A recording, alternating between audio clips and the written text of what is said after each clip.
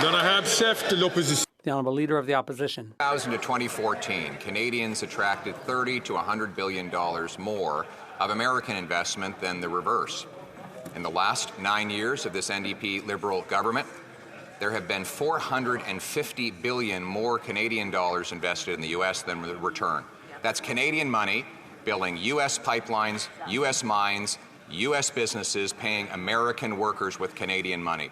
That is the consequence of a high carbon tax and a high energy price that drives jobs away.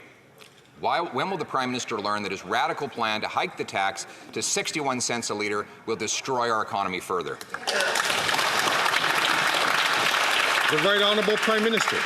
The problem with that argument, Mr. Speaker, is that the Leader of the Opposition doesn't understand that the International Monetary Fund and others have projected Canada to have stronger growth than the United States next year, despite the fact that we have a price on pollution, or perhaps because of the fact we have a price on pollution that is drawing in investment from around the world in the growing sectors of the economy to ensure good jobs in mining, in environmental research, in various industries, because we know the future is greener. The Honourable Leader of the Opposition. Our per capita GDP is smaller than it was 10 years ago, perhaps the first time since the Great Depression that has happened. He's had the worst economic growth since the Depression.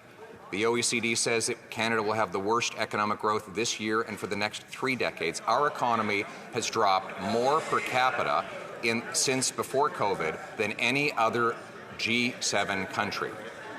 Insanity is doing the same thing over and over and expecting a different result. This Prime Minister wants to quadruple the carbon tax to 61 cents a litre, which will be an economic catastrophe for this country. The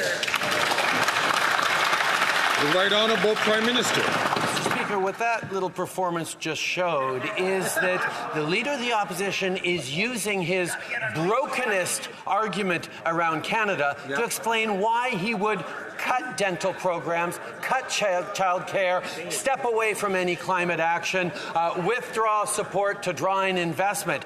That's his excuse. The problem with that argument, however, Mr. Speaker, is Canada actually has the strongest fiscal position of any of the world's advanced economies, and our choice is putting that strong fiscal position in service of investment in Canadians, in dental, in childcare, in pharma, in...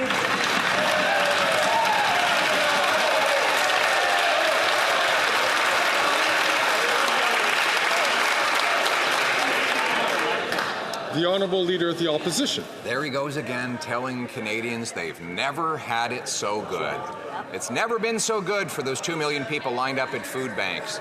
For the 1 million people every month that go to food banks in Ontario, record-smashing increases in homelessness by his own admission, after he promised a food program that hasn't delivered a single meal, despite millions spent on bureaucracy. 1 in 4 kids line up at food banks.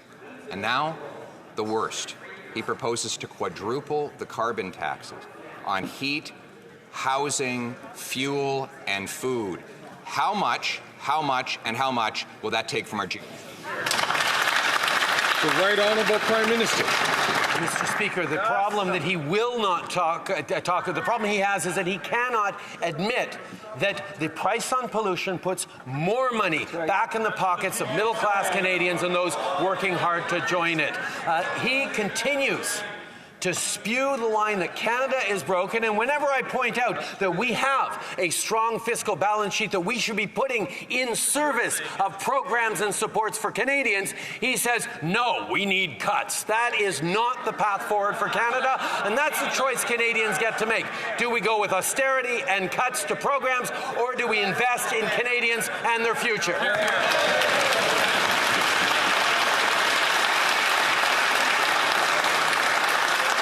The Honourable Leader of the Opposition.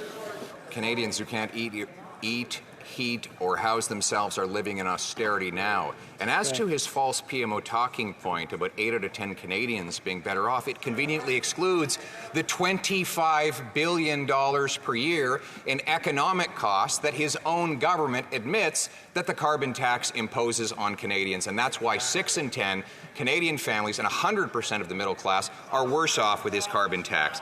So his documents show Canadians are worse off. If he doesn't have confidence in his own government documents, how can this House have confidence in his government?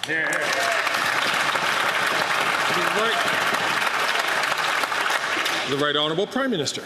Millions of Canadians across the country have received the Canada carbon rebate checks that puts more money in their pockets every 3 months than it costs them on average on the price on pollution. That allows us not only to fight climate change and boost our economy in strong ways that create the innovative solutions that the world is going to increasingly rely on, but it helps Canadians with affordability at a challenging time. He would eliminate those Canada carbon rebate checks and put forward no plan to fight climate change. That's not how you build the future for Canada.